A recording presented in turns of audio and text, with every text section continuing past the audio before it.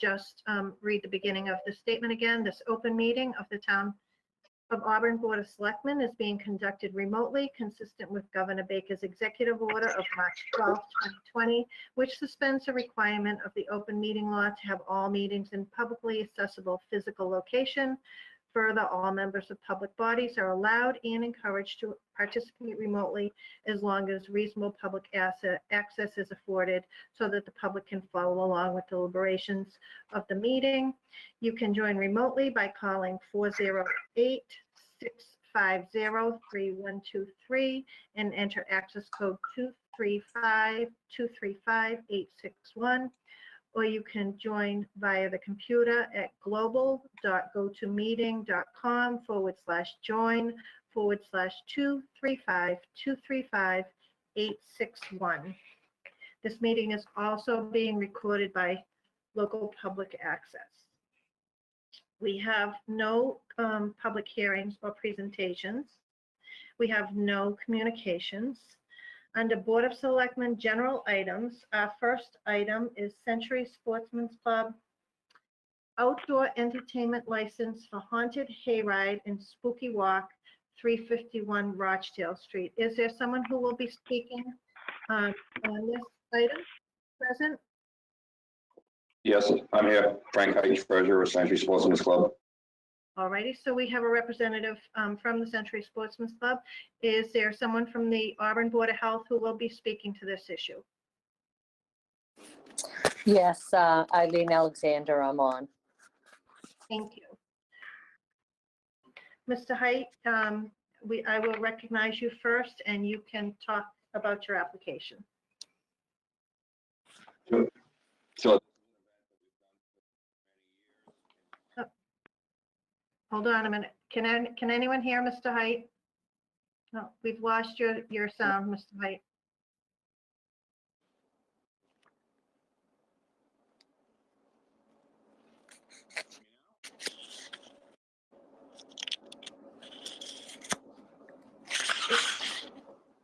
We cannot hear you. If you want to try to log off, log back in. We will hold this item. Okay, go ahead. You can log off and log back on and we'll move on to a different agenda item. I see the town clerk is here. Is that for the quorum and the Riley Award?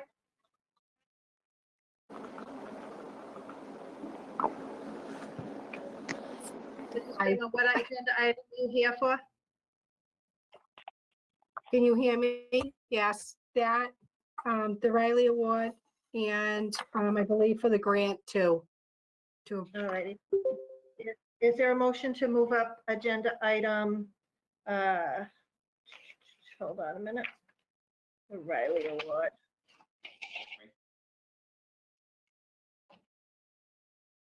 can you hear me? Agenda item 6C. Is there a motion to move up agenda item 6C? So moved. Second. Okay, by a roll call vote. Excuse me, Mr. Berthium, Yes. Mr. La Liberty, Yes. Mr. Kaplan, Yes. Mr. Ren, Yes. and the chair votes yes. Mrs. Cremo. We're on the Riley Award. Yep. What is the request? Oh, I'm sorry. Can you hear me? We can, yes. Okay. So to appoint a media person from Auburn, which I believe we only really have one now, and I have talked to Jeff Labonte to see if he was interested, and he is, Okay, to be part of the committee. okay. And can you give us a timeline on what is happening, when nominations are open and when they close, and when this? Nominations are, sorry. Nominations are open until October 5th at 4 p.m. They have to be submitted by that time, and then the meeting would be at 6 p.m. that night. 6 p.m. on to October 5th? determine. October 5th, So a week from today. Okay. Do members have any questions of Ms. Grimo?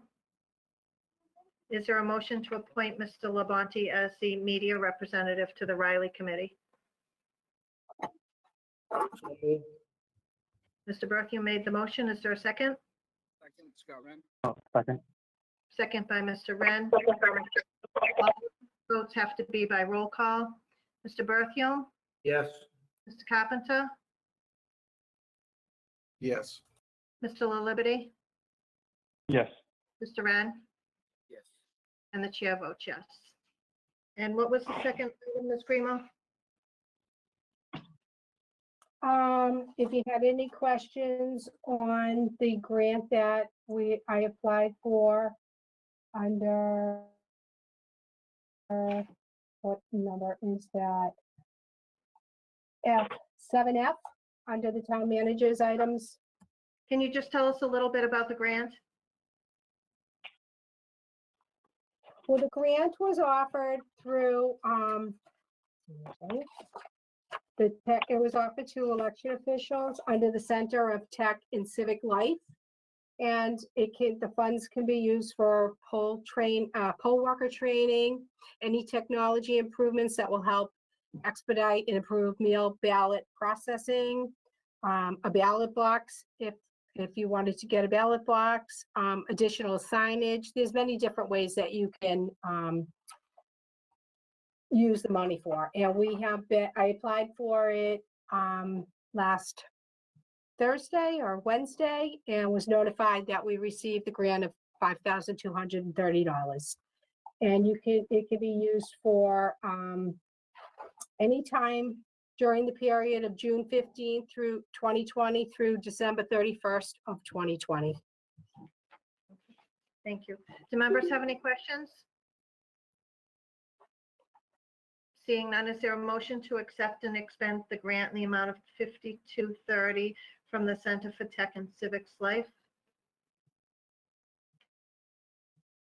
Madam there- Chair, I'll make a motion to accept and expend a grant in the amount of $5,230 from the Center for Tech and Civic Life's COVID-19 response grant to support election activities.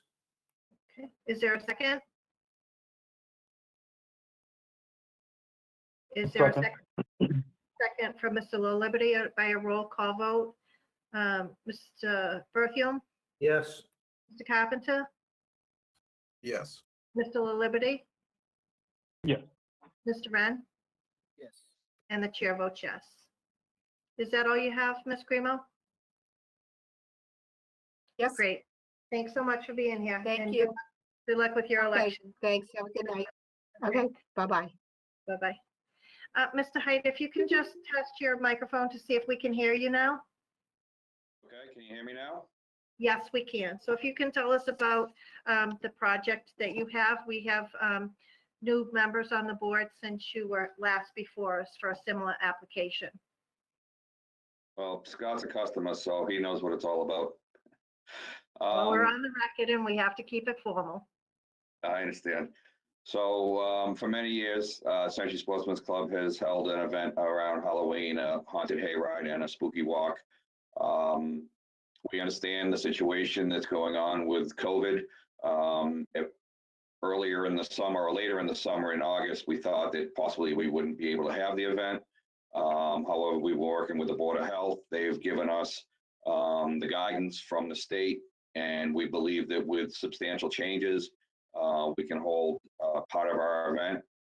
So some of the changes that we're proposing are to hold only the hayride and to eliminate the spooky walk.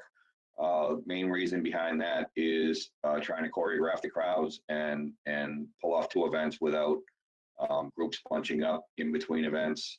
We're also not going to have food service this year. We're not going to have beverage service this year.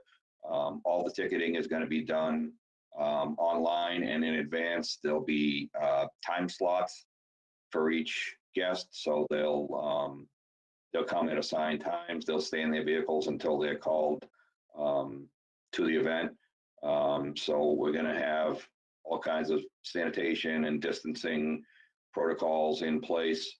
We're severely limiting our customer base. We've got a number of 100 per hour, 100 customers per hour. And in a single night, that would be around 300 customers for us. Our record in the past is over 900 in one night. So the other thing we've done, because of the late start, normally we run every Friday and Saturday in October. We're just proposing the last 3 weekends this year because we're getting such a late start. And so that's the majority, I think, of what you need to know. Okay, I can open it up to board questions and comments, or we can hear from the Board of Health first because of the requirements of the Board of Health with COVID. Do members have questions? No questions from any members? Okay, I have questions. So, sorry, I'm very, I've seen how the Board of Health has been working and very concerned with safety of families with this event. What are the timeframes that you're selling tickets? How many, like you said, you're gonna sell 100 per hour. Like how are the blocks gonna run? No, it's 100 per night. So we have 3 hay wagons. We're proposing to load them at 50%, no greater than 50% capacity. So we figure that we can fit 10 to 12 people per wagon. So that's how we came up with 33 passengers per trip. And so we normally run about a 15-minute ride. We're proposing to run 3 rides per hour. That gives us 5 minutes in between to sanitize the wagons and wipe everything down between rides. So that's how we came up with 100 per hour, 300 per night. We're going to run from 7 p.m. till 10 p.m. And will you require everyone to wear a mask? Yes, everyone will wear a mask. There'll also be temperature screening for admittance. So anyone who tests over, I believe it's 100.4 is the CDC guideline, will be turned away. Their entire group will be turned away. And yes, there will be masks on, all the help and all the staff at all times. And like I said, hand sanitizer will be available on the way in and on the way out. And how will you have you had discussions on how you'll handle it if someone refuses to either have their temperature checked or refuses to wear a mask? They'll have to leave the event. I mean, that's the requirements. I mean, I think most people, are going to be expecting this. I mean, I've been temperature checks going into restaurants. I mean, you wear a mask everywhere you go, so I don't think it's anything new for anybody.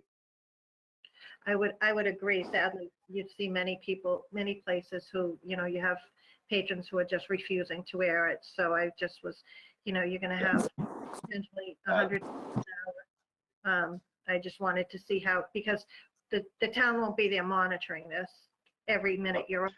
So The other thing I forgot to mention, sorry. The thing I forgot to mention that the Board of Health asked for is we'll have a sign-in book as well. We'll be collecting names and phone numbers and the time that they were there.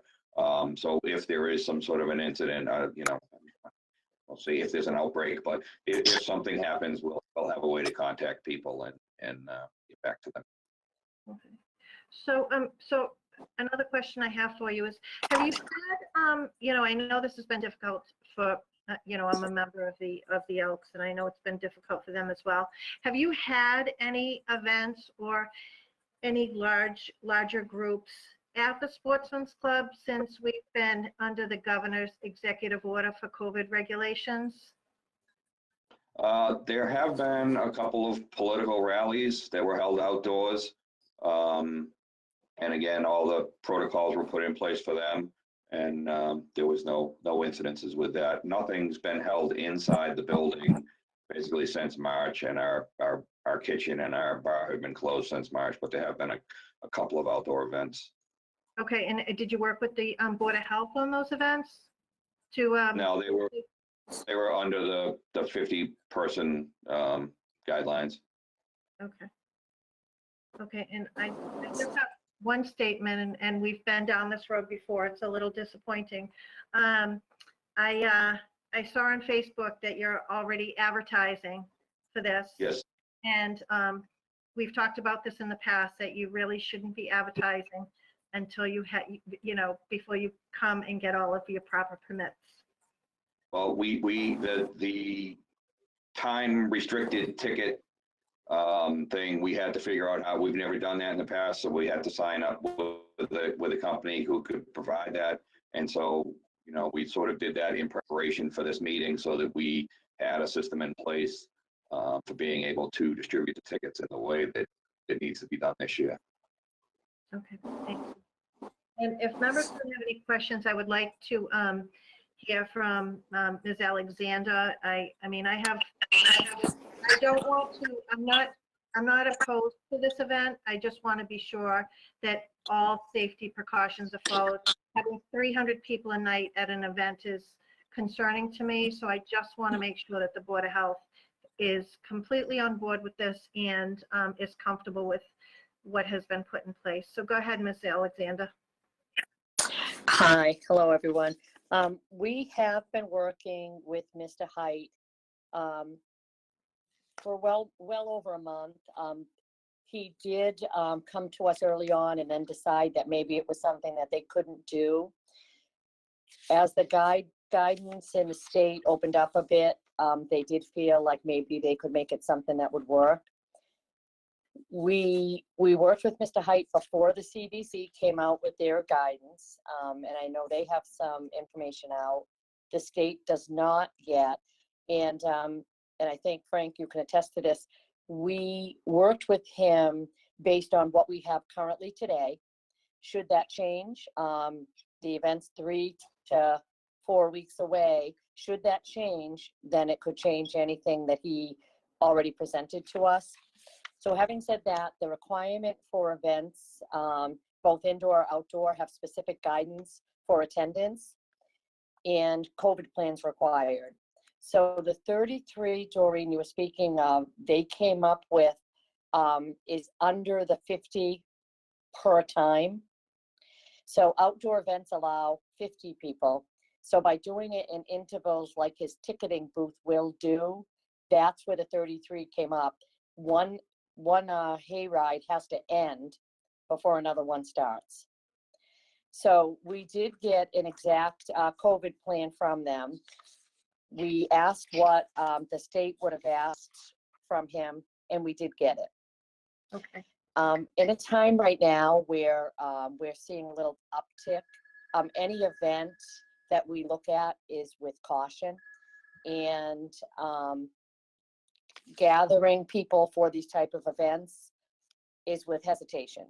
So he did present in the event presented what we need according to the guidance. I think that the coming weeks will tell whether this event should be something that we still are able to have. I don't know if you have specific questions for me, but I can go over the COVID plan in more detail if you'd like. I would appreciate, just if you could give a simple summary of the COVID plan. Like I said, I believe this is the largest event we'll be holding in town under the new governor's new executive. So just, I think, I can speak for myself that I need some reassurance that you've gone through and have a very specific plan. Yep. So they have the same map that they would always use.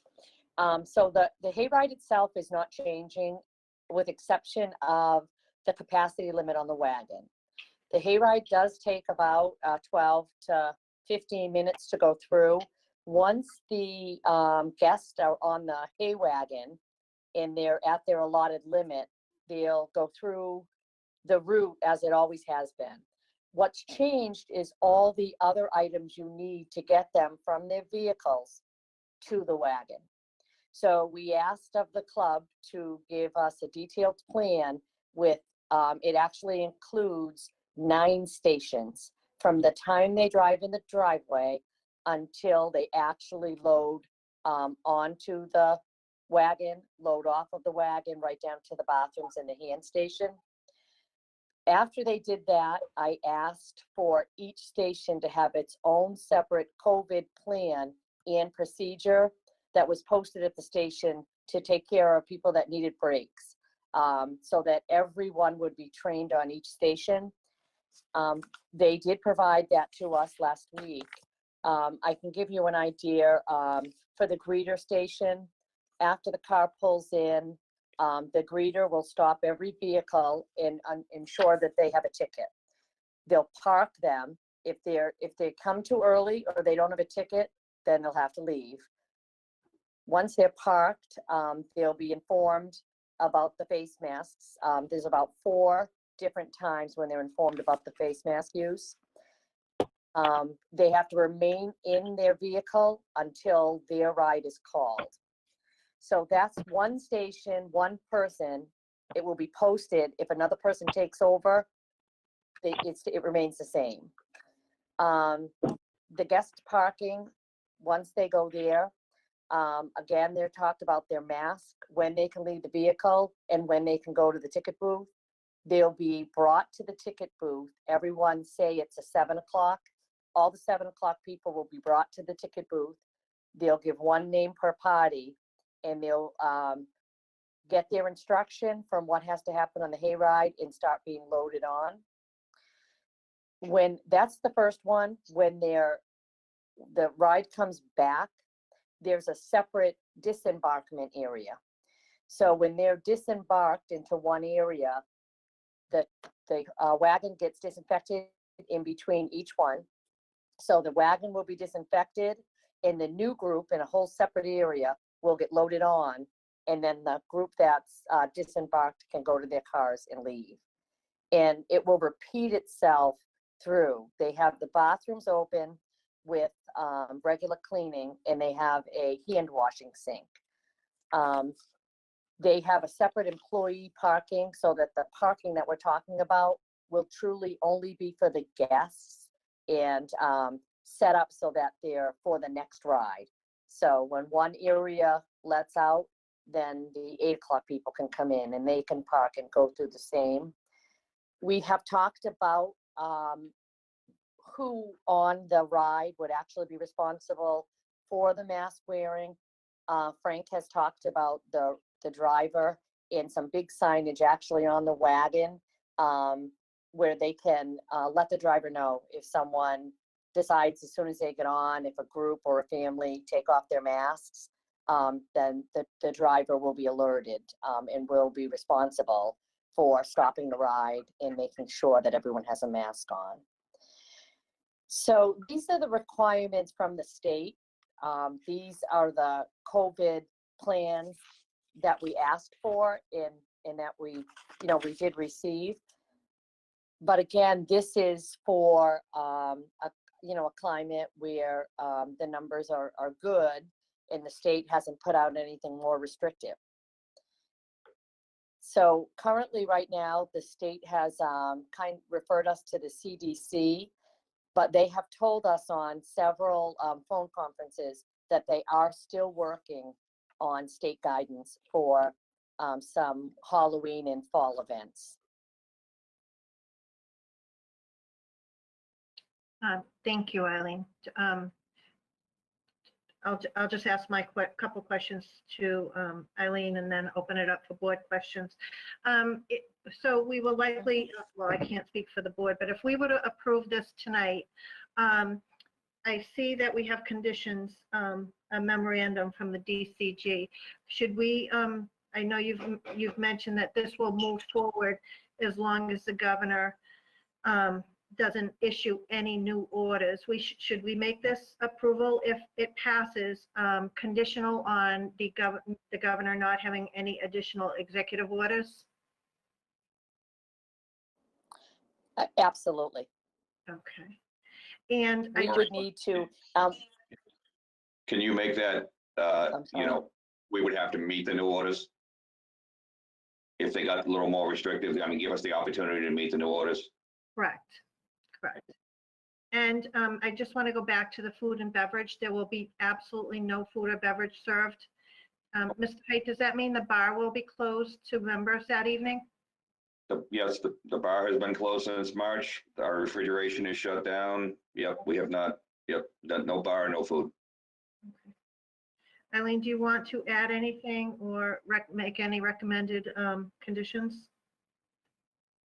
I do, Frank, I don't know if we had talked about this, but after I reviewed some more of it, it's just that all staff associated with this event would require COVID training according to your COVID plan. Yes, absolutely. That's in the general notes at the beginning of the plan. Okay. Okay. Madam Chair? Mr. Berthium, is that Mr. Berthium? Yes. Yes. I just, I want to thank Eileen and the Board of Health and thank Mr. Height for, it seems like a heck of a lot of work. You know, I think it's been a long time coming to get us back up and going, even if it's limited.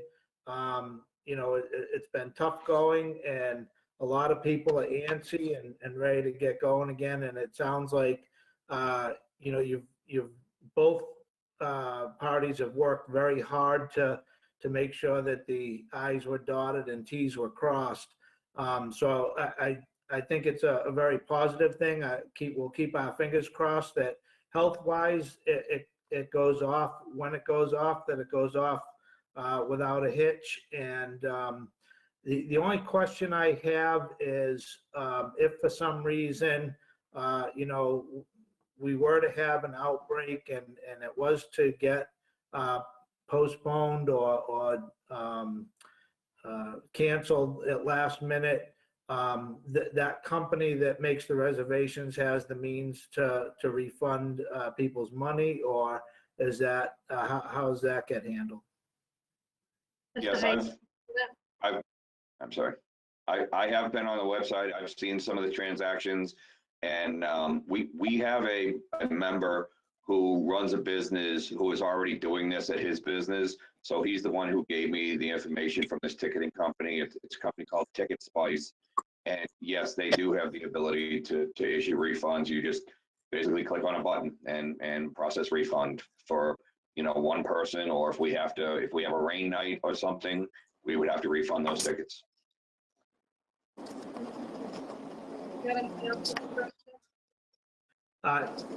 No, just through the chair. Again, I'm looking forward to, you know, seeing things getting going again.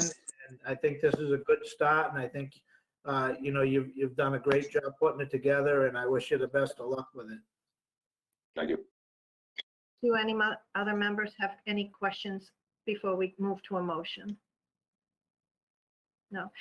If I can just confirm with Sharon, I know that we have all of the abutters listed in our packet. Did we receive the forms back that everyone was notified properly? Mr. Chairman, we do not get certified return receipts for these. We just have to notify the abutters. Okay, but we know that they were all notified? Yes. Okay. Is there anyone on this call who is an abutter? Or anyone from the public who wanted to comment?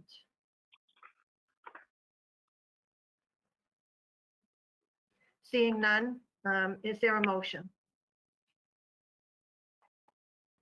Madam Chair, I'll make a motion to approve the license for the Century Sportsman's Club to have the haunted hayride.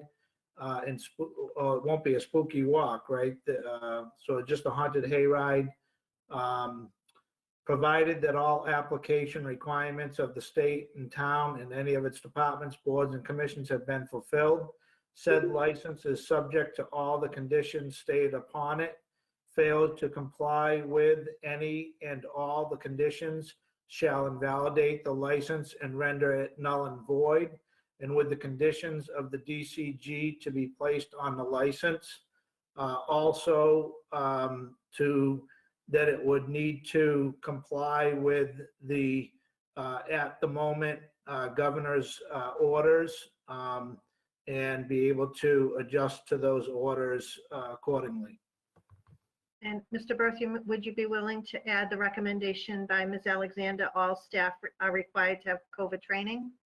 I would certainly love to add that. Thank you. Thank you. And Sharon, you have that motion? Yes, I do. All righty. Is there a second on that motion? I'll second. Okay, Mr. Wren has seconded the motion. Is there any further discussion on the motion? Seeing none, by roll call vote. Mr. Berthium? Yes? Mr. Carpenter? Yes. Mr. La Liberty? Yes. Mr. Wren? Yes. And the chair votes yes. Good luck with your event, Mr. Height. Thank you very much. You're welcome.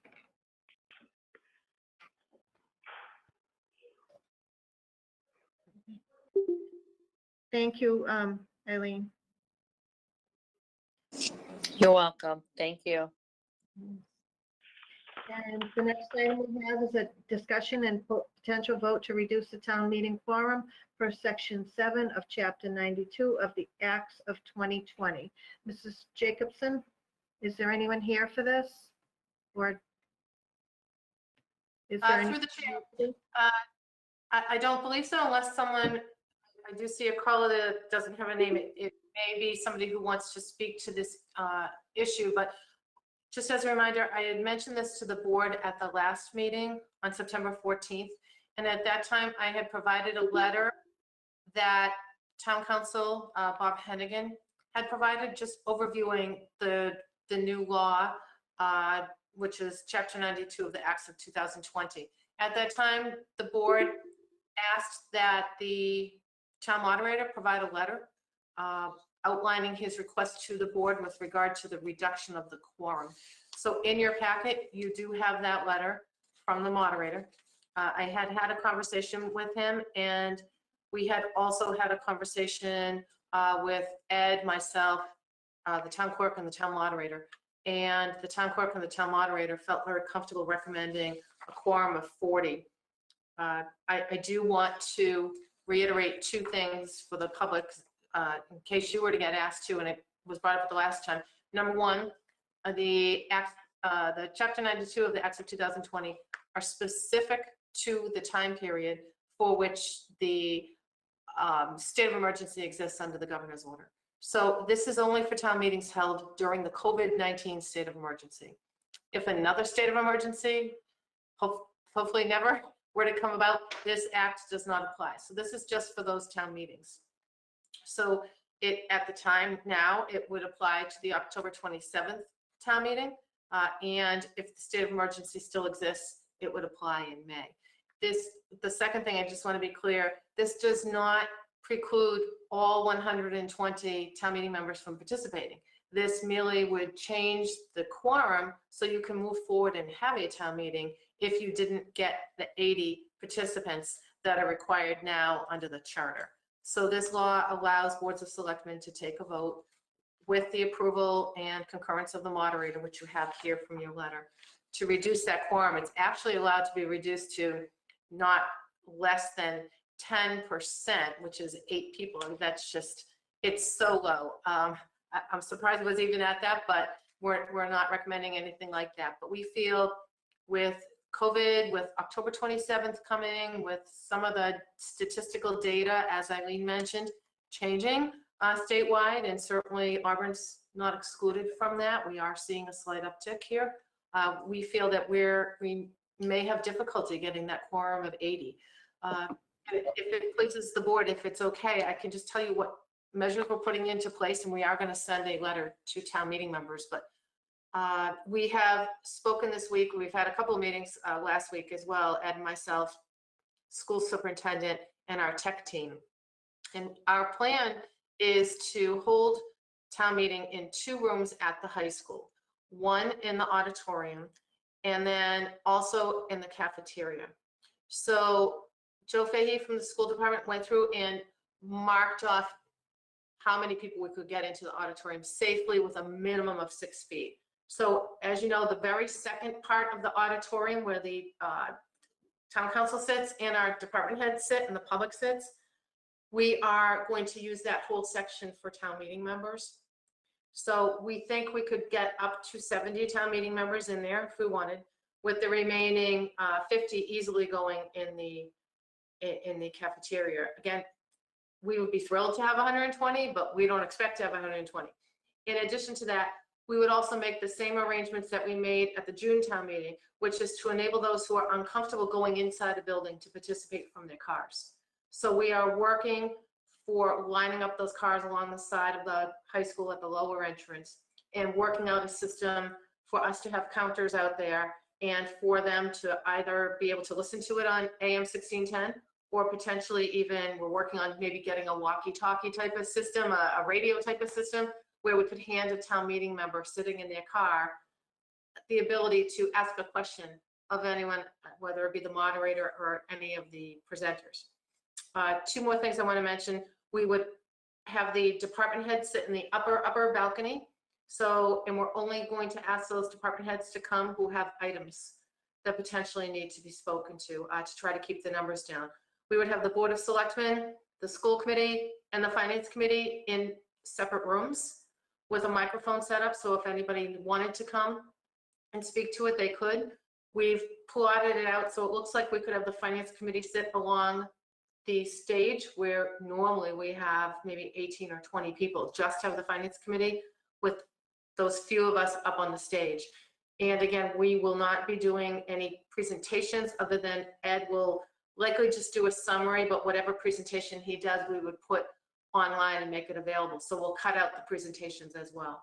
So between separating everybody out all over the high school and on that first floor, allowing participation from the cars, and moving the department heads to another area to spread out the town meeting members, we feel confident that we can very safely accommodate the town meeting members and those who just, for many reasons, don't want to enter a building, and we respect that and we'll work with them. Thank you. Do members have any questions? Any comments? Is there a motion?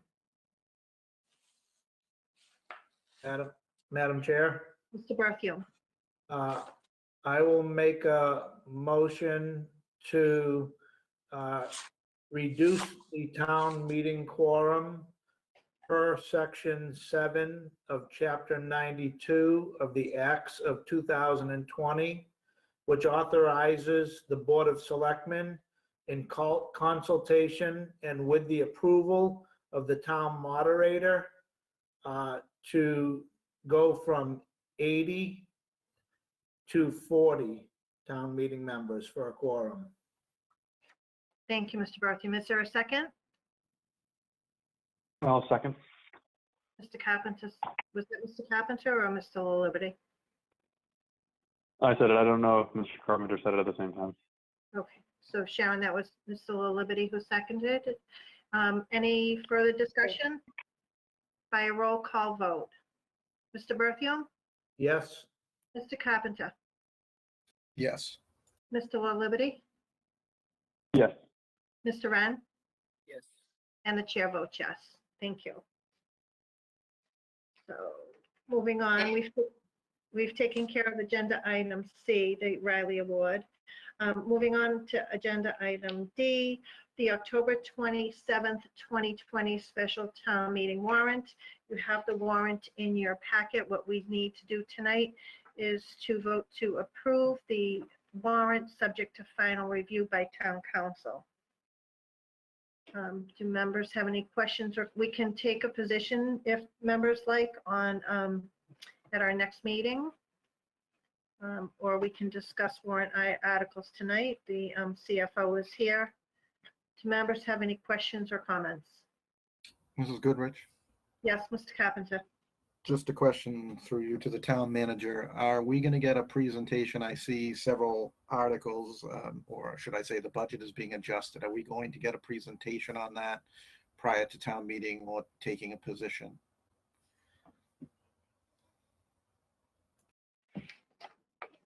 Sorry, through the chair, generally, we can handle this however the board wishes. We can, generally, we don't give a presentation on the warrant itself, but we absolutely will answer any specific questions on any article.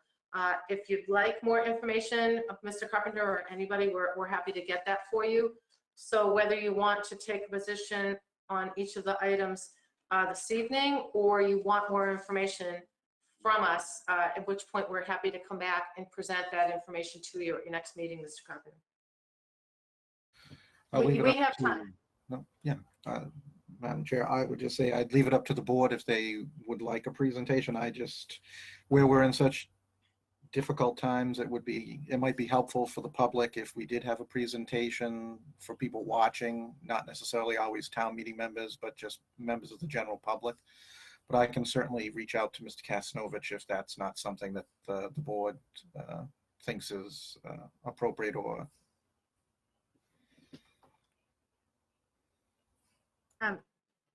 I don't think it's inappropriate. Mr. Kazanovich, are you permitted to give us a brief summary? And I think Mr. Carpenter mentioned Article 2 specifically because there are several decreased line items and increased line, and then at the bottom, increased line items. Do you want to go over that tonight? I'd be happy to if the board should so desire. Do board members want to hear Article 2?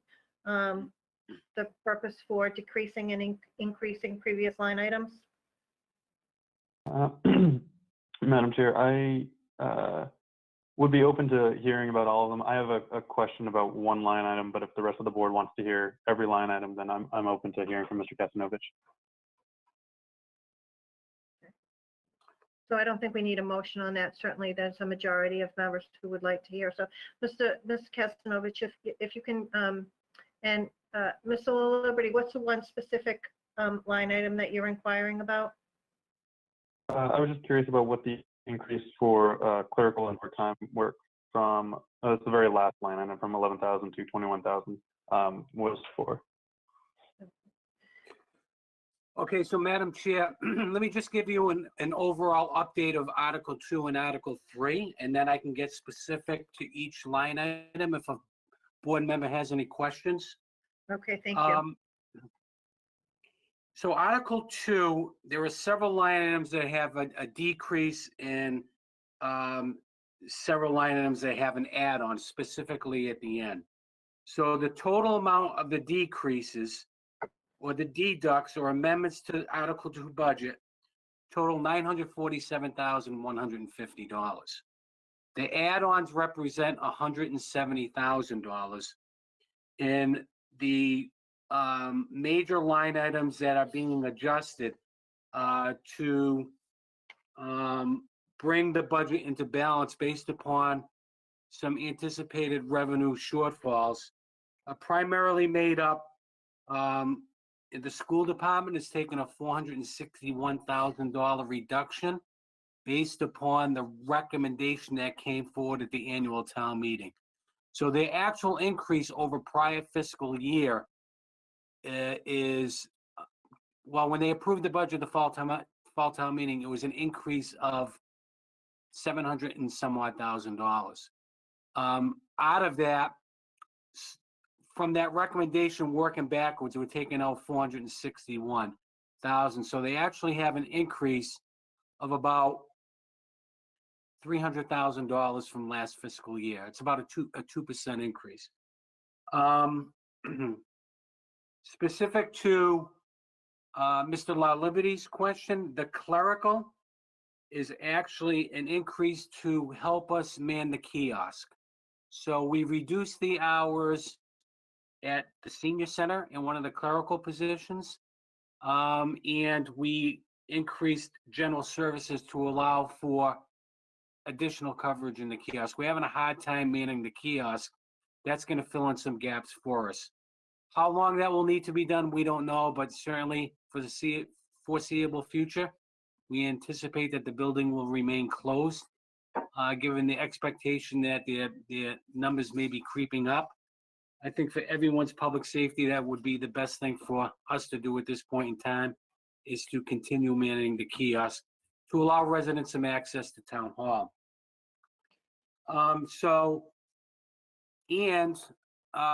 If you recall back at the annual town meeting, we put a hold on the OPEB funding. We have an annual appropriation of $500,000. We are not raising that through tax levy, although we plan on funding an OPEB article through the use of free cash, which we were just certified today, and I'm sure you all received that.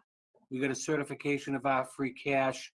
We were up 1.9 million over the prior fiscal year. That's good news. And we managed to do that by taking early action and freezing the budget, not knowing what the revenue loss is going to be. As soon as COVID hit, we put an immediate freeze on spending, on all discretionary spending. Certainly, critical items were allowed to be considered. We put a freeze on hiring or filling all our vacant positions as well. As a result of that, we were able to accumulate an appropriation surplus that allowed our free cash number to be what it is for FY20.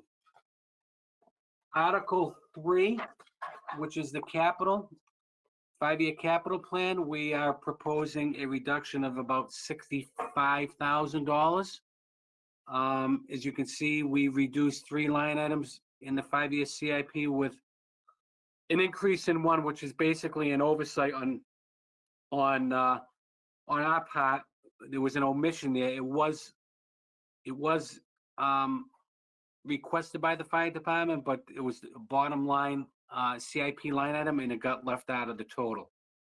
So between OPEB, Article 3, and Article 2, we are proposing total reductions of $1,342,150.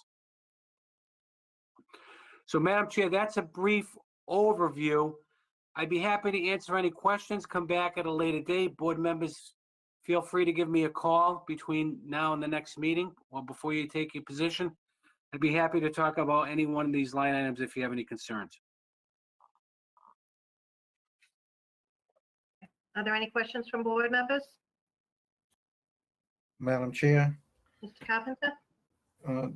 just a couple if I may. So under Article 2, Library Associates line item, there's a substantial decrease, as well as an assistant director position.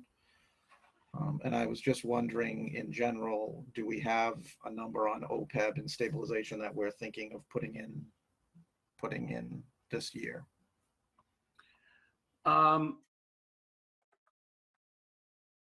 Relative to Article 2 and those adjustments to library and the senior center, certainly I think there's recognition that those services are not being provided as a result of COVID-19, both library and senior center. Early on, we eliminated 2 positions in the library after having discussions with the director because when many people were working remotely, there was no work for these individuals to do. And so we pared down the library associates line item in conjunction with the library director based upon her goals and objectives in realigning those services to provide a quality of service that was acceptable to the residents of Auburn. In terms of the senior center, there are no program or activities ongoing at the senior center. We're facing the same problem in both of those cultural areas. And as a result of that, we, in consultation with the director, we made an adjustment in that line item as well. The individual filling that position is going to help us out in the kiosk, which Mr. La Liberty raised in that line item, that increase. So we're actually shifting some of those hours over to the kiosk, and that individual is going to help us out in manning the kiosk.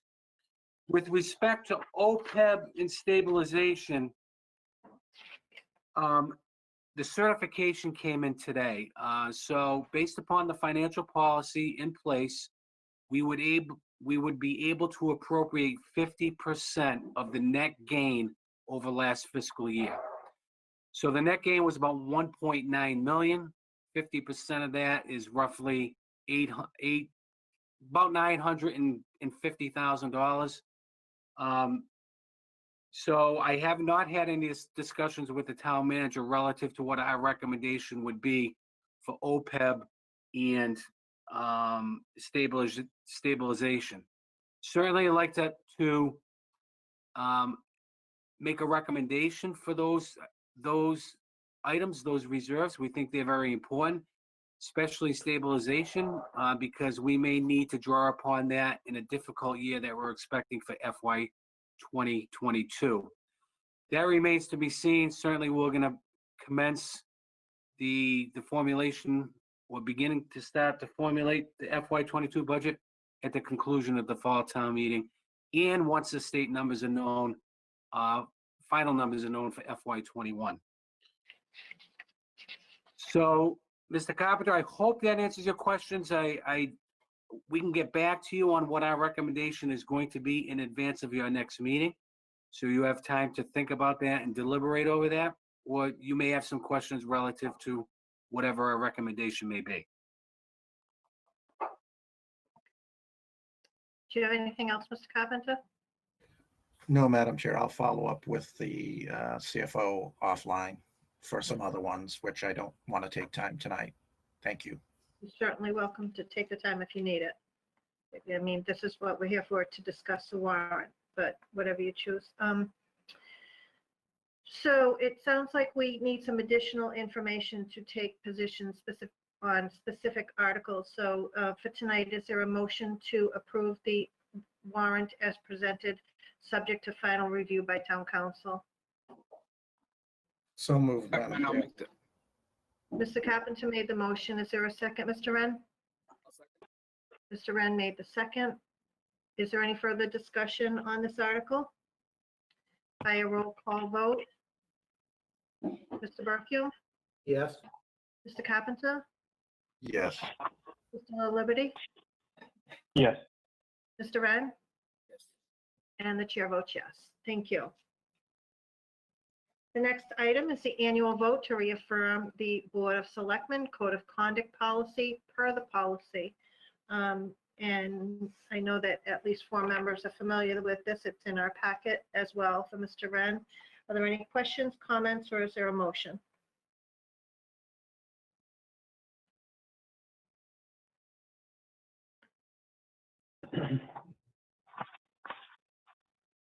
Is there a motion to reaffirm the Board of Selectmen Code of Conduct policy? Madam Chair, I'll make a motion to reapprove the Code of Conduct policy by the Board of Selectmen. Okay, is there a second? So Mr. Liberty made the motion, Mr. Berthium seconded the motion. Is there any discussion? Seeing none, by a roll call vote, Mr. Berthium? Yes. Mr. Carpenter? No. Mr. La Liberty? Yes. Mr. Wren? Yes. And the chair votes yes. Thank you. And we have gift acceptance in accordance with Mass General Law, Chapter 44, Section 53A. For the police department, we have from a resident with a really cute note, my son's 8th grade DC trip was canceled. I collected donations to fund the trip, now donating to the Auburn Police Department for PPE, a meal, or whatever, which is very kind. Is there a motion to accept the $100 gift? Motion to accept with gratitude. Mr. Berthium made the motion. Is there a second? Second. Mr. Seconded by a roll call vote. Mr. Berthium? Yes.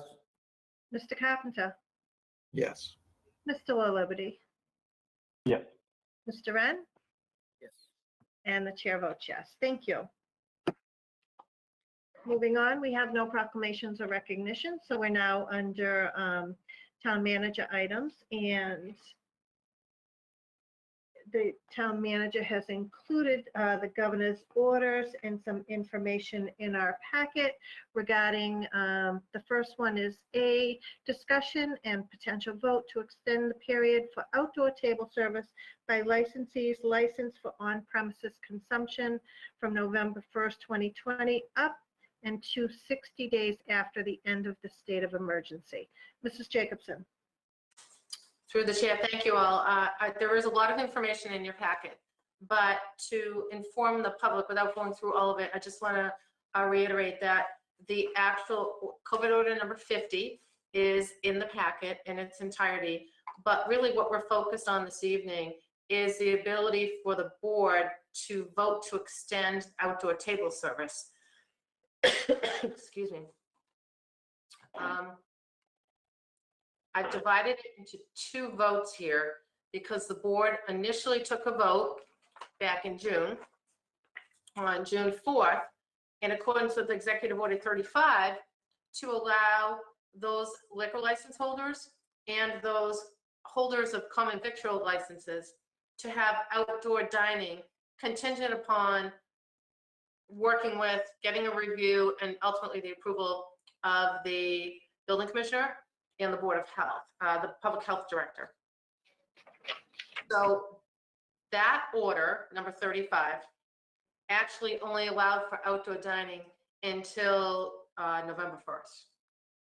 Order number 50 allows outdoor dining to go beyond November 1st as far as 6 weeks past the end of the declaration of the state of emergency. So just so you know that after you took that vote, we ended up in June, we ended up with 6 establishments that had outdoor dining. We made an attempt to reach out to all of them in the last 10 days, just to see if any of them were interested in extending past November 1st. We wanted to be business friendly to give them the opportunity to do so if they chose.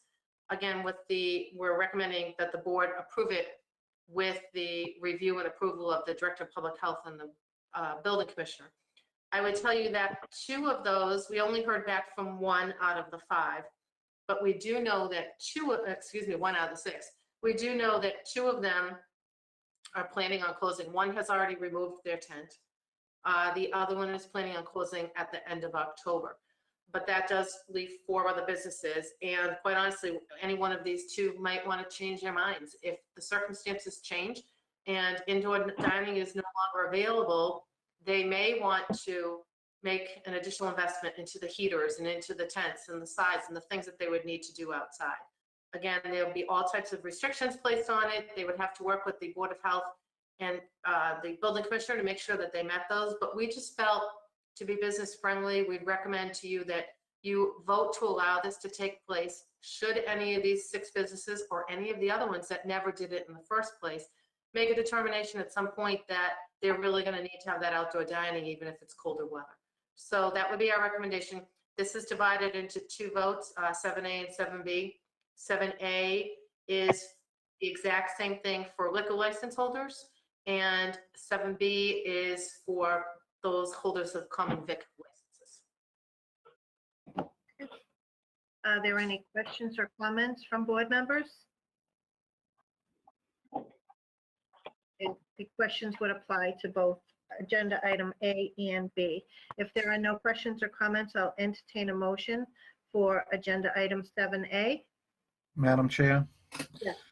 I'll make a motion that we extend the period for outdoor table service by licensees licensed for on-premises consumption from November 1st, 2020, up to and until 60 days after the end of the state of emergency, as allowed under Governor Baker's order making certain phase readjustments, COVID-19 order number 50. Thank you, Mr. Carpenter. Is there a second? Second, Was that Mr. Berthium? it was. Mr. Berthium seconded it. Is there any further discussion? Seeing none by a roll call vote, Mr. Berthium? Madam Oh, Chair, before I vote, do we need to add anything in there saying that they need to recheck with the Board of Health, or is it okay to just leave it the way it is? I Through believe the chair, recommend that you would put it conditional upon review by the public health director and the building commissioner. Yes. Madam Chair, I'll amend my motion to include that language. And Thank I'll you. second that. Thank you, Mr. Berthium. Is there any other further discussion or comment? Seeing none, by a roll call vote, Mr. Berthium, Yes. Mr. Carpenter, Yes. Mr. La Liberty, Yes. Mr. Ren, Yes. and the chair votes yes. Is there a similar motion regarding agenda item 7B? Madam Chair, I'll make a motion that we extend the period for outdoor table service of food and outdoor dining by holders of common victualler licenses from November 1, 2020 up to and until 60 days after the end of the state of emergency, as allowed under Governor Baker's order making certain phase 3 adjustments, COVID-19 order number 50, subject to consultation and approval of the Director of the Board of Health and the Building Commissioner. Thank you, Mr. Carpenter. Is there a second? Second. Mr. La Liberty seconded. Is there any further discussion or comment? Seeing none, by a roll call vote, Mr. Berthium, Yes. Mr. Carpenter, Yes. Mr. La Liberty, Yes. and Mr. Ren, Yes. and the chair votes yes. Thank you, everyone. Moving on, we have a discussion and a vote on the tax increment financing policy, which is that big packet in your packet. I'm going to turn it over to Mrs. Jacobson, who is going to discuss the tax increment financing policy, commonly known as a TIF. Correct. Thank you. Through the chair. This is a large packet, primarily because we included all of the slides and backup information from the state. We just thought it was of interest to you. And I certainly, if the board wants to take this up for a vote at its next meeting, that's fine too. I just wanted to put it on there in case the board wanted to move forward and vote tonight. This is not time sensitive, although I would tell you it's important to get a policy in place. So for those who are not familiar with this, tax increment financing is part of the state's economic development incentive program, through which eligible businesses can receive state and local tax incentives. Now more than ever, with COVID and the economy and many economic restrictions, businesses may be looking for additional assistance when seeking to relocate to a town or to expand their existing business. So the state does have this program. It's been in place for several years. I would say probably upwards of maybe 20 years at this point. And Auburn has never had a TIF project or tax increment financing project go to the point where it went to town meeting. I will tell you, we've had a couple that we've entered into discussions with that I've made the board aware of in the past. The projects just never moved forward to that point where we had to go to town meeting. I'll tell you, we maybe about once a year or so, we get a request from a company to consider giving a TIF.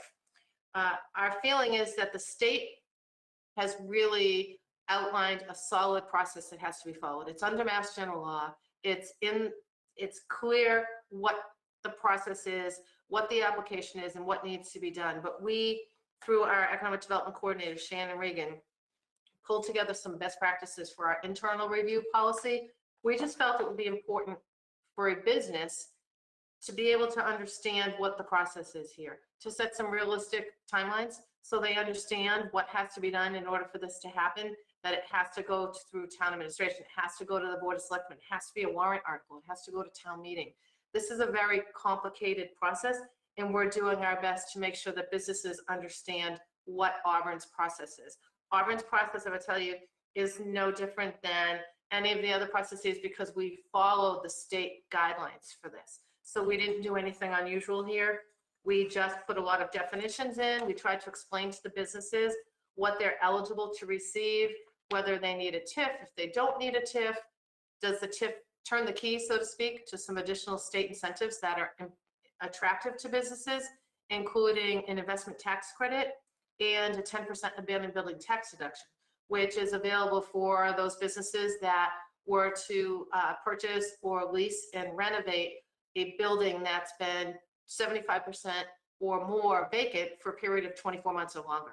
So there's some great incentives that are available. You really have to, the business really has to meet all of the criteria at the state level to even be eligible for assistance. So we just wanted to lay all of that out, the state requirements, what we would be seeking from the business, and make it clear that we're willing to work with the business, but we've got a process that we're going to follow. So my recommendation would be that we adopt this policy. Again, it mirrors the state policy, which is why we included everything in here. We do not have one pending right now. We had a request a couple weeks ago through a third party. We were told that we may have a company coming in seeking access to the state tax credits, which would mean that they would need a local TIF. We have not heard back from anyone representing that company yet, but they may still come in soon. So we would like to have a policy in place just so we can turn to the policy. Lacking a policy, we can still move forward. We can still work with a company. We don't want to let this stop us from progress, but I think it's important to get that policy in writing. Madam Chair? Yes, Mr. Carpenter, please go ahead. No, that's Mr. Berthium, sorry. Oh, I'm sorry, Mr. Berthium, go ahead. Thank you. You were both lit up. Yeah. So there's quite, obviously quite a bit that's written into that, and trying to read through, and, almost like reading notes from a lawyer, which I desperately hate doing. But my question would be, is it possible that maybe the CFO could give us like a couple of scenarios? And it doesn't have to be this meeting, but just so we could kind of, in layman's terms, say, company wants to come in, they go through this TIF, they're eligible for possibly a tax break up to 10% for the next, I don't know if there's a limited number of years that the tax break is for, and overall, a company that wants to buy a $1 million building, this is kind of what it would be. I just think that trying to read through that, and I'm in the accounting field, but trying to read through that, a lot of times I try to put scenarios into a place so that I can understand it better, and I want to know if that might be possible. Through the chair, we could certainly give you a model example. I can tell you tonight, just to give you a verbal description of how it works, because this is very complicated. So in summary, a company that meets the eligibility requirements under the state for designation to get a certified project or to get a TIF will, under a TIF, the base value is always paid. So in other words, if a company paid $1 million for a building, and let's say coincidentally the building was valued at $1 million, and then they put $500,000 into that building, the TIF would be on the differential between the base value of $1 million and the assessed value after they make their $500,000 worth of improvements. So in general, $500,000 worth of improvements may not add $500,000 worth of value, but let's just assume it does. Let's assume everything they put into that building increases its assessed value from 1 million to 1.5 million. That $500,000 increment is what a tax break would be given on, not the entire $1.5 million value. So it's on the incremental value, which is only that $500,000. Under the law, it can be up to a 20-year TIF. I believe the minimum is 5 years. So I think it would have to be for 5 years, up to 20 years. And the town can give a percentage ranging from 5% to 100%. So you could give a very modest TIF of 5%, which would mean they're going to pay, rather than paying 100% on that $500,000 increment they just created, they're going to pay 95%. And we would give up 5%. You could give them a 50% TIF. And in general speaking, the TIF percentage really depends on the individual project. And it likely depends on the job creation and on the economic impact on the community. So if you had a great company that was looking to come in and create jobs for local residents, you'd probably want to look at a TIF that exceeded 5%. That value would have to be determined, again, based on the number of jobs. If it was 2 or 3 jobs, you're probably looking at a smaller TIF. If it's scores of new jobs and they're renovating an existing building that's been vacant, then there's probably a value to giving them more of a TIF. Those are all the things that get determined in the process of a negotiation. The 10% abandoned building tax deduction does not come from the town, that's from the state. The state will provide on their tax returns up to a 10% abandoned building tax deduction on the eligible costs that went into the renovation of the building. So let's say replacing the roof, putting in new windows, those would likely get the 10% abandoned tax deduction from the state. But to get that deduction, they need a local TIF. So oftentimes the value of the state tax incentives may far exceed what the town could offer as a local TIF, but they need that TIF to unlock the key to get to the state tax incentives. The other state tax incentive is the investment tax credit. Manufacturers are generally already eligible for 5% investment tax credit. Through this program, they could get, they're eligible for 3%. Through this program, they could get a 5%. And there's another formula that the State Department of Revenue uses to determine tax credits. Again, those are not local. We don't provide them. The state provides them. So really what we would focus on would be the TIF, which again it's just looking at the incremental value from the base value of a project to the final value when it's assessed upon the completion of the project. That base value is established as the fiscal year prior to the year in which they applied for and received their approvals to move forward. So again, I always use that as the example. $1 million, a property that's assessed at $1 million, the town will continue to get the taxes on that $1 million. But over and above that, if the company sinks a lot of money into the building, improves the building, and it increases its valuation, the town would look to give a tax increment financing break on just that differential in what it increased. So the town's never losing money from the current base. You'll always continue to get the taxes that you currently get. It's whether you're willing to give up some additional taxes to secure that company and get them here.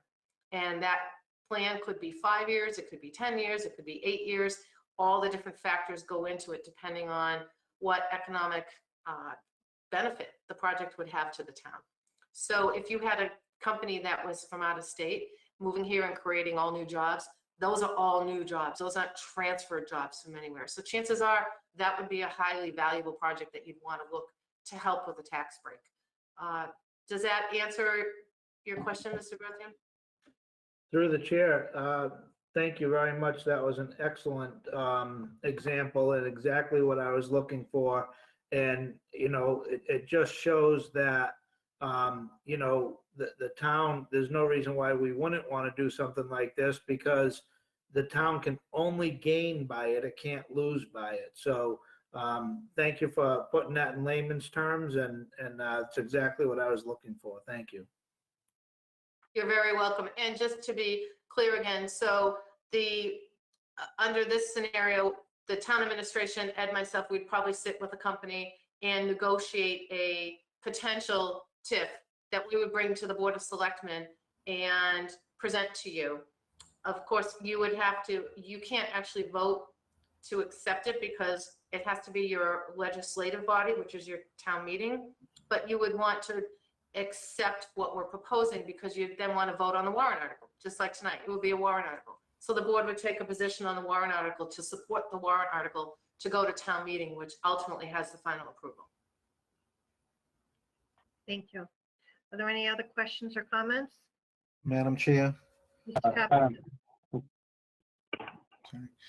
I was just going to ask, and I'm happy that the town manager said that this was not time sensitive because I have gone through the 40 pages more than once, and I would just, I'm not expecting to be an expert because that's not in my job responsibilities per se, but I would like to, I do have several questions that I would which is not complete, because I don't understand fully our role and certain other things that was presented. So I would just ask if we could hold it and I could go through it one more time and then send my questions to the manager. And I'm certainly not, as Mr. Berthium said, it sounds like a total upside for the town to, so I'm not suggesting that my questions are in any way meant to be construed as opposition. I just want to understand a little better and how the process works. Thank you. Through the chair, absolutely. Town administration, we are fine holding this until the next meeting. Again, if we were to have a company that were to come in, nothing moves that quickly anyway. So I think we have time. I'd rather the board be very comfortable with this and understand how the process works than take a position tonight. There's no need to do that. There's a lot of material here. And to all members, Mr. Carpenter, all of you, if you have any questions over the next couple weeks, don't hesitate to contact us. I can always get a copy of a tax increment financing plan or approved project from another community, so you can kind of see what that looks like and what the application looks like. But basically, this is very job-centric. So this program really is designed to help companies that are creating new jobs. There's very little opportunity to help companies that are retaining jobs, which I've always wished that we could find a way to help a company retain jobs, because you don't want to lose a company because of the inability of them to make an investment at a time of economic uncertainty. But right now, this program is really more focused on new job creation, and the state doesn't want to support jobs that are stolen from one community to the other, because that doesn't help the state. So they're looking for new jobs to be created here, as opposed to being relocated from other communities within the state. So there's absolutely no need to take a vote on it tonight. So, Mr. Carpenter, are you making a motion to table this item for a vote until our next meeting? I will, unless other members have questions. I certainly don't want to preclude anybody who has questions from asking tonight. I'll second for continued discussion. So we have a motion to table it for a vote. Just because our agenda says discussion and vote, I'd rather have a motion tonight. So we have a motion from Mr. Carpenter to table this for a vote until our next meeting. Mr. Berthium has seconded it for discussion. So I assume Mr. Berthium has a comment? Yeah, I just have a quick question, and that is, I know it's been put together by Ms. Reagan, but have we asked for any consultation through the Chamber of Commerce on this? I think this is a wonderful type of policy that we could use some input from some of the local businesses, the Chamber of Commerce, that might be able to, maybe read through it and see if there's any hiccups that they see, or that maybe they've seen with the state's policy that kind of, held a business back from getting the TIF, that maybe we can help out with local. So just asking what type of involvement the chamber has had with any of that. Through the chair, we have not reached out to the chamber. We're happy to. I would tell you 99% of this comes out of the state statute on the program. So there's not a lot of wiggle room on how the program operates, because the state outlines what the procedure is and Mass General Law outlines what the procedure is. But most certainly, we're always looking for input. Some things we can't change because it's required under state law to do this. The criteria is not set by the town, it's set by the state. The application is set by the state, and the process for getting approvals is also set by the state. So there's not a lot of wiggle room to it, but we're obviously always happy to meet with any local business or share it with the Chamber of Commerce so they're aware of it. We're happy to do that. I would probably recommend, it's a public document now. We can certainly have Shannon reach out and ask them to take a look at it. If there's anything in there that could be altered that they had a concern with, we're willing to look at that. It's just, there aren't a lot of pieces that can be changed when you have to follow the state program. Thank you. Is there any further discussion? excuse me. So we have a motion and a second by a roll call vote. Mr. Berthium, Yes. Ms. Carpenter, Yes. Mr. La Liberty, Yes. Mr. Ren, Yes. and the chair votes yes. So we'll see this on our next agenda. Moving on, we have a police department request to declare surplus property. We have the letter in our packet. This is a standard request. Are there any questions or comments? Madam Chair, if I could just ask a quick question, it's not Certainly. likely. I noticed in the letter, and maybe it's a form letter type of thing. It seems like over the years, we have, when they mention that it's surplus on the mileage, it always seems to suggest that there's an odometer discrepancy. So I was just kind of wondering if that's something that has beset these vehicles, or it just seems odd that so many different vehicles would have an odometer discrepancy.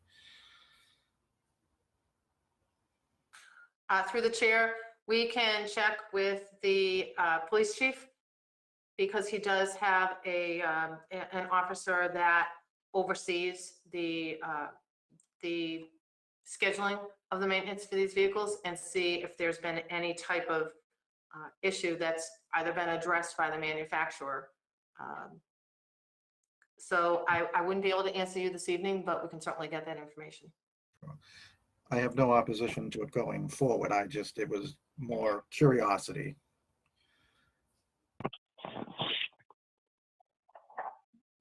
I would also tell you that when we do declare these vehicles surplus, we do try to reuse whatever parts we can, and then whatever cannot be used is put out under a bid for salvage. Thank you. If there's nothing else, is there a motion?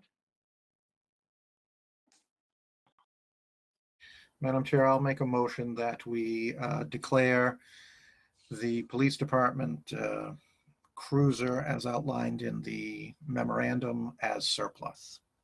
Is there a second? I'll second, just amend to say cruisers. There, I believe there's two of them. Not a problem. Mr. Thank you. Carpenter, That's absolutely fine. Mr. Carpenter has made the motion. Mr. Berthium has seconded it. Is there any further discussion? Seeing none, by a roll call vote, Mr. Berthium, Yes. Mr. Carpenter, Yes. Mr. La Liberty, Yes. Mr. Ren, Yes. and the chair votes yes. Thank you. Moving right along, we have a letter in our packet regarding the report on the currently available business assistance programs. Mrs. Jacobson. Through the chair, this was a request by, started off as a request by Mr. Carpenter, and I believe the board voted on the request to have the town provide a report on various, what might be available to help businesses. And I know the board talked about whether we could reduce fees and what that value would be. And I think that was at the last meeting on the 14th. And we had said at that time that we couldn't get back with a full analysis on every single fee because we knew there were so many, and we have to check with Mass General Law. Mass General Law, let's say we have 20 different fees that affect businesses. Mass General Law controls the majority of them as a maximum, not generally a minimum. But in some cases, there is a set fee that you have to charge, so you can't reduce it.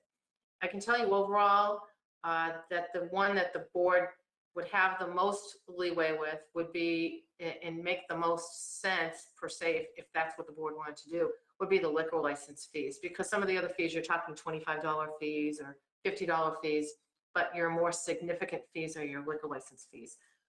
That being said, I know there was also discussion on the board that not all liquor stores actually suffered during COVID, and how do you make that determination as to who should have a reduced fee and who should not. So we, for purposes of this evening, just wanted to provide you with a report, because it had come up that evening, about all the things that we have helped businesses with since COVID-19 broke out in March. So you can see here a list of all the different programs that have been put into place. And I can tell you that our Economic Development Coordinator, Shannon Regan, works with the Chamber of Commerce to make sure that all the information that comes out for business assistance programs is circulated to the entire chamber. She sits on their board, which is great because it helps promote that dialogue. And we also circulate it to our business roundtable. We also post all of these programs. Anytime it's become available, we post it on our social media, Auburn Cable TV, and our website. So we've done a good job getting the information out there. And then most of these programs are run by the state, if not the federal government. So the businesses then have to move forward on their own to actually apply. The day after your meeting on September 15th, Governor Baker announced the extension of administrative tax relief measures. So that's in the latter part of this report, the second to the last paragraph. This relief measure includes the extension of regular sales tax, meals tax, and room occupancy taxes for small businesses. And we are waiting for the state to come out with the specific guidelines on how that will work. But basically, it's extending the state's deadline for businesses to pay for certain taxes. So we're waiting for the guidelines, I believe, from DOR will be coming out. And any steps that we need to take, we will bring back to the board. Excuse me, my understanding is right now that the board wouldn't have to take any action on this, that this is a state tax relief package, and it's extending the dates similar to what the state had done previously, which was extend the dates for real estate taxes, and that ended June 30th. Right now, there is no legislation pending to extend that for next year, but my guess would be that the legislature would take this issue up again this winter in anticipation of potentially needing to extend some of these local tax dates in the spring. So we just wanted the board to be aware of the fact that we understand that some businesses have faced some severe hardships. We make available to them all the information that we receive from the state and federal government on programs that are available to them. And I believe if the board did want to make a movement toward a reduction of fees, the largest fee that you're probably looking at would be your liquor license fees. I believe the total amount of most of these fees was about $35,000 a year. So that gives you an idea of how much we're bringing in these fees. And any further information, we're going to continue to look at the permit fees that we take in. Again, most of them are small, so it's not really providing relief to businesses, as I think the board's trying to do. I would also say that this evening we came in with 2 items that were both intended to provide relief to businesses. And one was the extension of the outdoor seating to help the businesses. And the second is the establishment of a TIF policy. So at least businesses recognize and understand that we are willing to work with them if they meet the criteria for participation in the program. So we're going to continue to come into the board with our recommendations for programs that help the business community. At this time, we were not recommending a reduction in the liquor license fees because, again, I think 2 things. Our understanding is that the off-premise accounts, the package store accounts, actually did very well during COVID, and some of the restaurants may not have. And the board would have to then get into the weeds as far as determining how you would reduce those fees, who would be eligible for those fees, and making sure that you had equity and parity amongst all your license holders. And I think that's a very difficult thing to accomplish. Do members have any questions or comments on this item? Madam Chair, Mr. Berthew? my question just quickly is, how sympathetic has the town been if somebody called up and didn't have their whole fee to pay, to be able to put that over, maybe several months to pay it? And is that even a possibility, or does Mass General Law not allow us to do that? Through the chair, I don't believe we're allowed to extend out the fees because they have to be paid by like for the liquor fees, the fee has to be paid to the local licensing authority, the LLA, which is the Board of Selectmen. The fee has to be paid before they go to the ABCC at the state to get their approvals. And they have to do all that by the end of December. So I believe that would have to be a legislative change done through Mass General Law. And at this moment, we haven't seen that. We've seen a couple of changes that were put into place for the ABCC to relax certain fees, and one of those that was relaxed was the outdoor dining fee. For the outdoor licensing for the liquor licenses, the ABCC said that we did not have to charge for that, so this board took a vote to waive that fee. So that still is in place, but I do not believe that we are allowed to waive their liquor license fees, but for, you could change the amount, but I don't believe you could put a payment plan into place because it has to be paid before they go to the ABCC at the end of the year. Do you have Thank anything you. else, Mr. Perfume? No, thank you. Okay. Does anyone else have anything on this? Madam Chair? Mr. Carpenter? Yes, thank you for the report, and obviously, the reason for the item, the member item, at least from my perspective, the intention is to begin a discussion as to what we can do.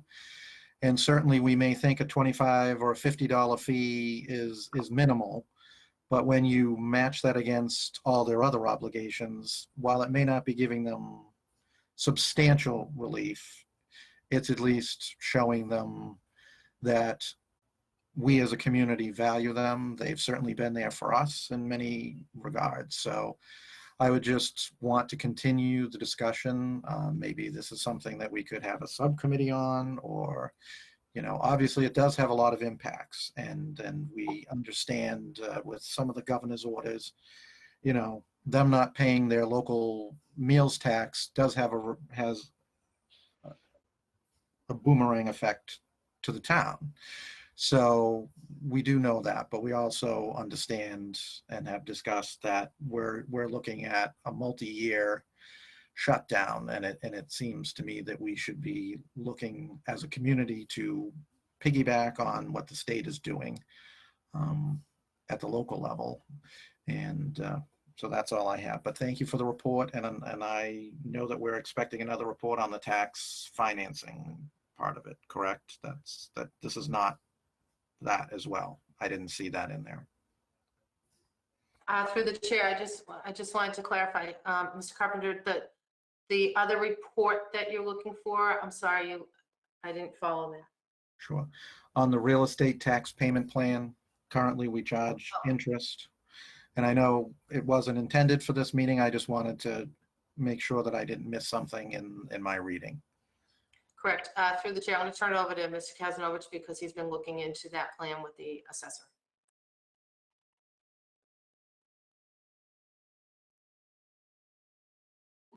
So there are a number of deferrals relative to, I think, what you're looking at, Mr. Carpenter.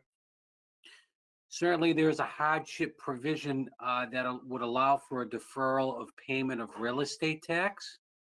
But there are certain parameters and requirements that need to be met as a result of that. So there's a deferral up to 5 years on payment of real estate tax. And it's actually, I think we have 1 or 2 cases currently on the book. So it's not a common item, I think, because of some of the limitations or the requirements that are necessary to approve that. But beyond that, there are some other hardship clauses that we're currently looking into.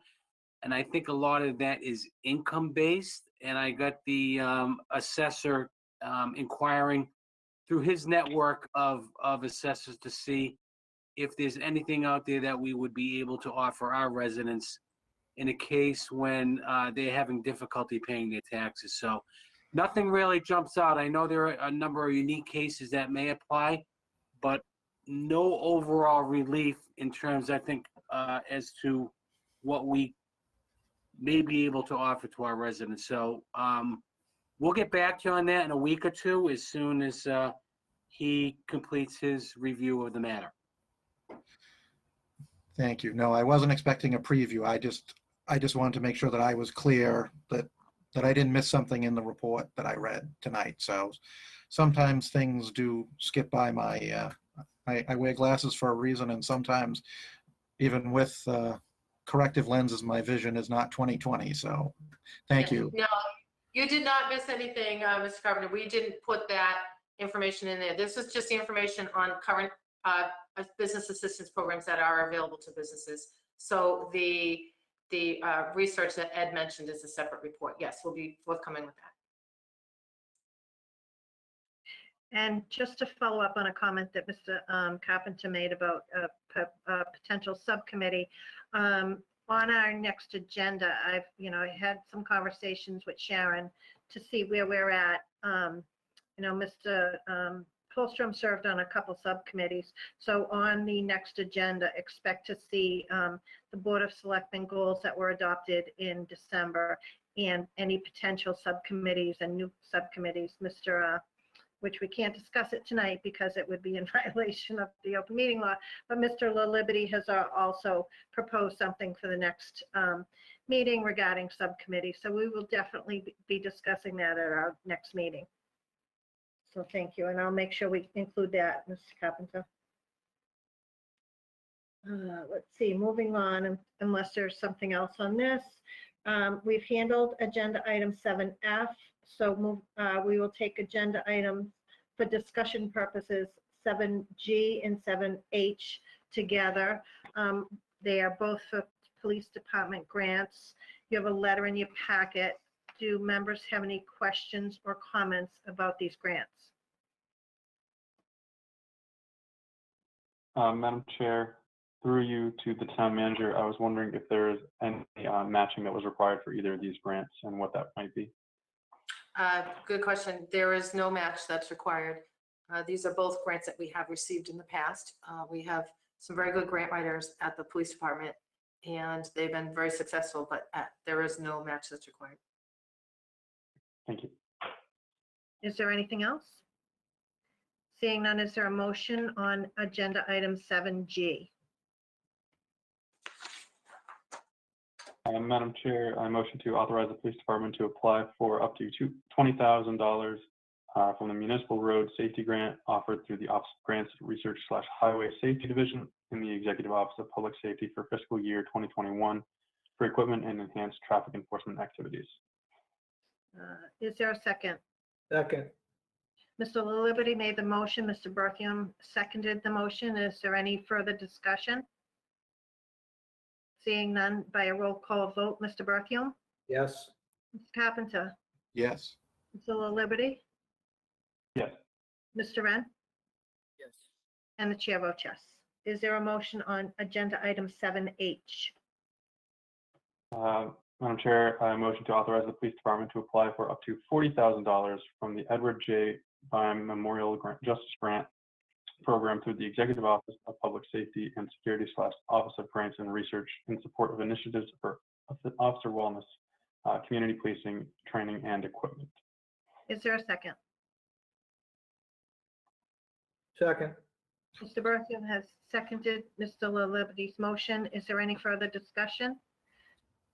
Seeing none, by a roll call vote, Mr. Berthium? Yes. Mr. Carpenter? Yes. Mr. La Liberty? Yes. Mr. Wren? Yes. And the chair votes yes. Mrs. Jacobson, do you have anything else under town manager items?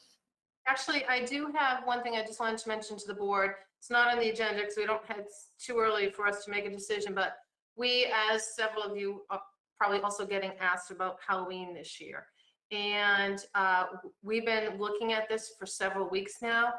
We were waiting for the Department of Public Health, Mass Department of Public Health, to come out with their guidelines. So Ed and I were on a call last Tuesday with the Lieutenant Governor and a number of other statewide officials. It's a statewide call we have every week. And our Director of Public Health, Darlene and Eileen, they were on a call later that day with the Department of Public Health. And under both of these calls, we were told that the CDC had just released guidelines for Halloween, and they had just come out that Tuesday within minutes of us being on that call. So at the later afternoon call with the Department of Public Health, the state said that they were going to be coming out with guidelines, whether they were additional guidelines, revised guidelines. They mentioned that they would be looking at the CDC guidelines and then making a determination if they were going to add to them or revise them in any way for municipal use.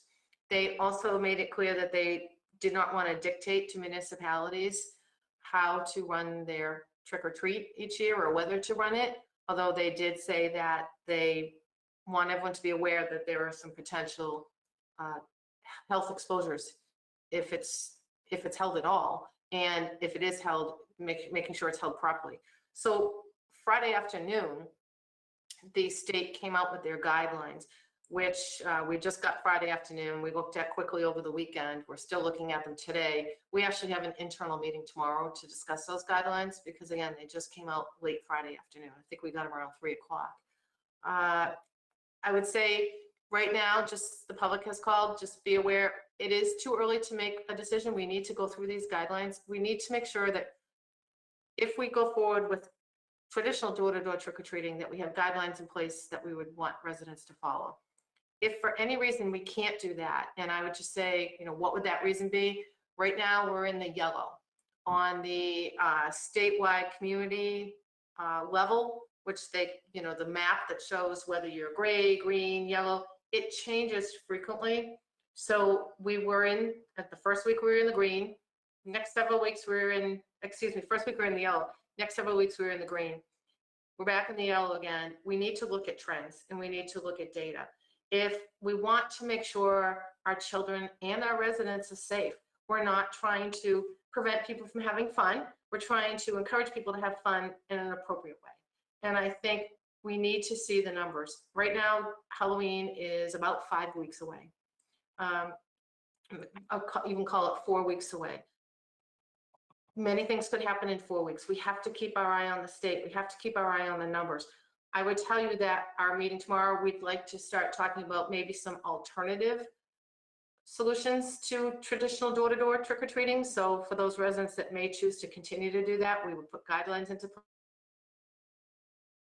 place. Local Halloween experience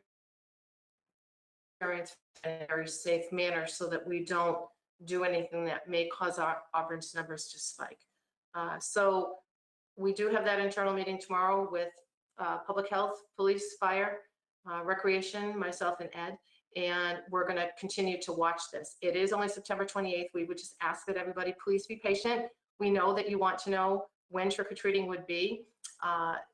There are a lot of factors that go into this year's decision that we've never had to deal with before. So understand we're doing everything we can to make sure the children are safe and our residents are safe when children come to their door. Pardon me. So we're not quite ready to make a recommendation to you yet, but we will keep you in the loop if we get more information.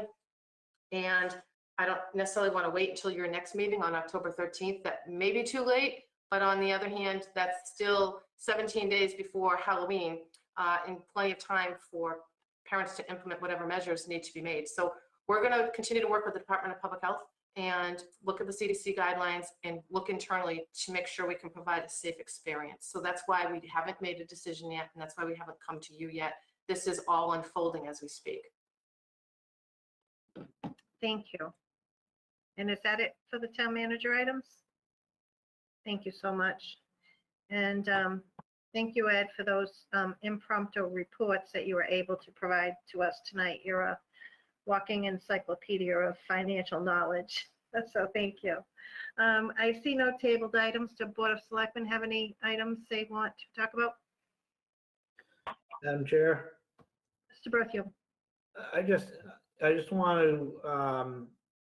to, speak out and say that over the, past several years, past several months, looking on social media, talking to friends and, reading in the paper and everything else, the town of Auburn, police and fire really respond to some really critical incidents.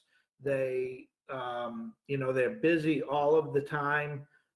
And I just think they do an outstanding job. And I don't think we thank our police and fire enough publicly. I personally will stand beside every single one of you. And I just want to, again, publicly thank our police and fire for the outstanding job that they're always doing in such a busy town that we have. Thank you. Thank you, Mr. Berthew. Is there anything else? We have the minutes of September 8th, 2020. Are there any corrections or omissions? Seeing none, the chair will accept them as written. If there's nothing else, I'll entertain a motion to adjourn. Motion to adjourn. Is there a second? Second, We have a motion and a second. We have to do a roll call on this. Mr. Berthium, Yes. Mr. Carpenter, yes. Mr. La Liberty, Yes. Mr. Ren, Yes. and the chair votes yes. We are adjourned. Thank you, everyone. Good night, all. Good night.